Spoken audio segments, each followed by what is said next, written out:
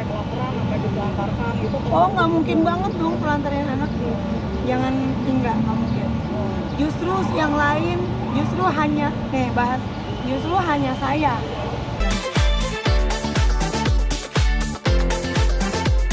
Oke, tapi kan mungkin kemarin kan dirimu Banci Bran. hadir di podcastnya Om Deddy kan, terus kemudian si anakmu diundang lagi ke podcast Om Deddy itu membantah semua pernyataan dirimu yang mulai dari sekolah segala macam. Itu gimana sih aslinya? Apakah memang Michelle tidak lulus sekolah atau gimana? Yang sebenarnya terjadi Mbak Tete. Michelle itu sekolah, yang Michelle bilang itu cuma sampai SD itu salah.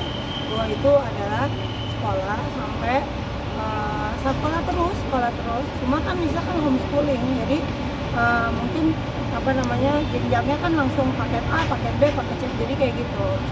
Berarti homeschooling ya? Iya, homeschooling, karena kan Michelle dari Amerika, jadi kalau di sini mau cari kelas 3-nya gitu kan kadang-kadang dia harus tinggal kelas kayak gitu karena aku berpindah negara-negara gitu. Jadi waktu di Indo ke sana harus jedanya tuh kadang-kadang turun kelas. Jadi di Amerika kadang divide lagi gitu-gitu, jadi sering pindah-pindah kota.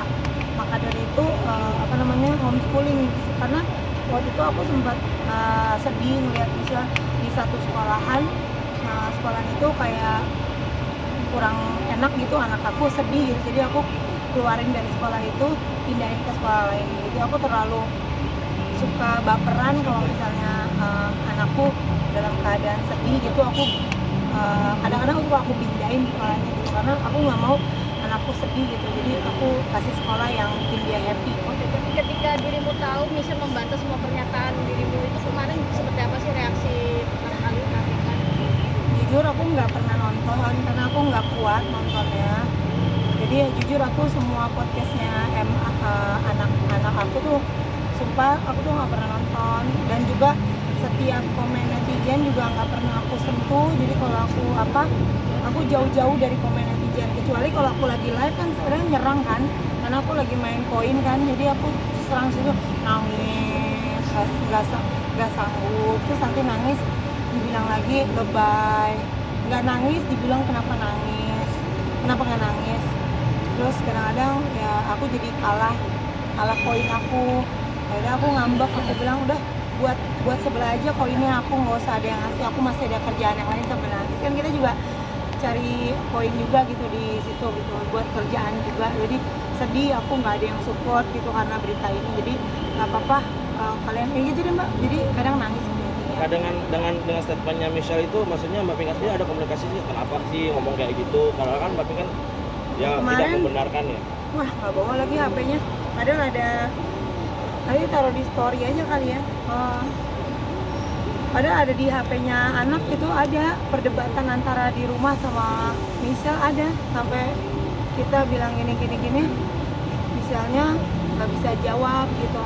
Kan pokoknya sampai bilang di WA gitu, Michelle jangan kayak gitu ya sama mami gitu, karena mami kan kita ini hidup mami doang yang cari uang, dan Michelle jangan kayak gitu gini. Tapi misalnya nanti pokoknya adalah secret rahasia gitu yang diomongin, terus misalnya bilang diem aja gitu. Jadi mungkin dia sekarang udah calm down, udah reda, karena pokoknya juga udah belain, maksudnya bilangin mami gitu, Michelle jangan kayak gitu kok nggak suka gitu. Jadi ya mudah-mudahan doain aja semuanya segera beransur membaik, jangan sampai saya kenapa-napa, karena saya ini tidak pernah bermaksud untuk menjelekkan anak, tidak. Karena kalau saya menjelekkan anak dari kemarin saya udah ngomong, tapi saya kan nggak pernah ngomong jelek kan. Saya cuma bilang mengklarifikasi, kalau saya dibilang ibu yang nggak baik, saya nggak saya akan ngomong bahwa saya yang bayarin sekolah semua itu saya semua. Jadi bukan netizen salah lagi dibilang materi kok diungkit-ungkit, bukan ungkit-ungkit, maksudnya mau ngasih tahu saya sayang Michelle, udah gitu aja deh. Soalnya kalau kepanjangan juga nggak ngaruh juga sih gitu. Palingan saya cuma bilang hanya saya sama Allah Subhanahu Wa Taala yang tahu betapa saya sayangnya sama anak saya, dan nggak perlu pencitraan saya emang sayang beneran sih gitu. Bahkan mungkin saya juga berdosa sama Tuhan karena saya lebih sayang anak daripada Tuhan kayaknya. Ya segitunya sayang saya sama Tuhan, sama anak. Tingkat homeschoolingnya sampai umur berapa sih Michelle itu? Ya semua kan ada yang kita bisa ceritain di publik, ada yang nggak bisa kita ceritain di publik. Jadi juga ini kan tolonglah dibatasi, jangan sampai semua-muanya harus tahu gitu. Jadi intinya anak saya itu di dalam sekolahan. Oh, yang soal 2016 katanya ada tuh yang kalau itu ngebiarin anak sampai kelaparan gitu. 2016 sampai anaknya sampai kelaparan, sampai ditelantarkan gitu. Oh, nggak mungkin banget dong telantarin anak. Jangan, nggak mungkin. Justru yang lain, justru hanya saya yang memberikan makan. Nah itu kebalikannya gitu. Justru hanya saya. Kadang-kadang kita dapat bakpao dari tetangga. Kita numpang loh di rumah temen namanya Ci Acan, makasih udah numpangin kita 4 hari. Michelle juga ditumpangin, kasih kita bakpao, kasih kita koyogi. Ci Acan diberkatin, terus kita nginepin gitu. Bahkan udah nggak mau ngomong salah lagi, intinya nggak ada yang mau jelekin anak, sayang sama anak. Michelle juga pasti sayang sama saya. Emang apa yang kritisi di 2017? Justru kita dalam keadaan kita susah, semuanya serba susah, hanya saya yang jualan pisang supaya anak saya bisa makan, itu faktanya.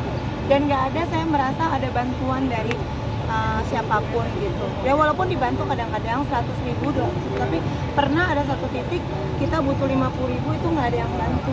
Jadi ya itu sampai hari ini saya masih pendam, tapi saya tidak pernah marah karena memang mungkin kan semua orang kan ada bisa punya kerjaan, tiba-tiba nggak ada punya kerjaan. Saya juga nggak maksa, jadi saya bisa selama tangan saya nggak buntung sama kaki saya masih bernafas hidup, saya akan berjuang untuk membesarkan anak saya.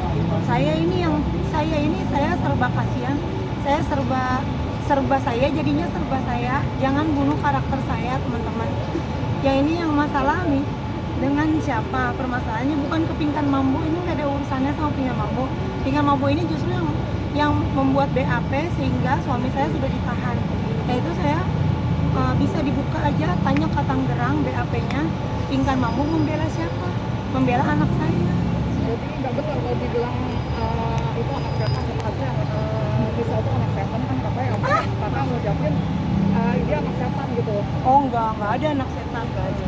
Semua itu anak Tuhan, enggak ada. Tapi kan sampai saat ini sudah ada komunikasi belum sih sama Michelle sendiri sampai sekarang? Belum sih, karena kan saya kadang-kadang tuh cari, bukan kadang-kadang, setiap hari. Jadi kita kan harus mikirin susu besok anak, kan itu beli kan. Ya beli susu, beli pampers, itu kan hari ini kita cari uang. Mungkin teman-teman yang lain uangnya udah banyak, bisa nggak kerja seminggu, jalan-jalan. Saya belum bisa, saya masih harus jualan baju, satu baju untung 5.000 goceng. Terus nih jualan saya nih 50 nih, modalnya 90.000, jual 100, untung 10.000. Jadi kalau bayar sekolah 4 juta, berapa tas yang saya harus jual? Karena omset dulu 20 kali lipat. Hah? Maka omsetnya naik 20 kali lipat gara-gara ada masalah ini. Omsetnya enggak, sebelum itu juga udah naik gitu, tapi tambah masalah ini jadi naik juga. Tapi saya kan bukan biar masalah ini terus-terusan, ya enggak lah. Saya juga ya itulah, makanya rezeki dari Tuhan ya, karena lagi viral mungkin jadi banyak yang IG naik apa-apa ya, jadinya banyak yang berita. Tapi banyak yang berita juga saya nggak naik lagi kan di IG. Kenapa coba? Saya malah perangkoin kan di TikTok. Kenapa coba? Nggak cukup kasirnya, pada mau bayar, saya nggak punya admin, jadi mau bayar saya sendirian gitu. Ibu mau beli tas merah kuning hijau. Jadi saya bilang sabar, nanti ada waktunya. Masa kalau saya mata duitan, saya terus aja di IG. Saya nggak main IG, main TikTok. Jadi saya bersyukur dengan koin-koin yang teman-teman kasih. Kadang sehari dapat 200.000 atau kadang-kadang berapa ratus ribu. Ya saya bersyukur. Kalau saya karena media ini terus saya jadi jualan tas terus-terusan online, ya nggak apa-apa juga sih kan, namanya juga itu kan kerja bagus. Tapi saya nggak mendoakan masalah ini terus viral ya, karena amit-amit ya bang bayi lah, kita nggak mau, kita cari uang tuh bisa dicari. Dan saya bukan orang yang berlimpahan seperti yang lain ya. Saya ini orangnya hari ini ya cari makan buat besok gitu, belum bisa jalan-jalan gitu. Kak Pinkan, kemarin kan Masih misal muli. misal sempat minta maaf ke Kak Pinkan. Minta maaf seperti apa sih Kak Pinkan? Yang mana ya? Dia sempat statement minta maaf kepada mamanya, Di mana? ada di media. Minta maaf seperti apa gitu kan? Oh, aku belum ngomong, belum denger. Oh, belum lihat. Aku kan nggak suka dengerin itu, karena aku nggak bisa kerja. Aku kalau dengerin berita dari teman-teman, berita dari itu tuh aku sampai Tapi masuk misal rumah. sempat minta maaf juga nggak ke Kak Pinkan? Enggak, Nggak minta maaf. nggak ada. Berarti Karena aku nggak ya gitu lah, malas ngomongnya. nggak tinggal bareng lagi ya Kak Pinkan? Tapi kan selama Suami ditahan, tapi kan ada pernah jenguk.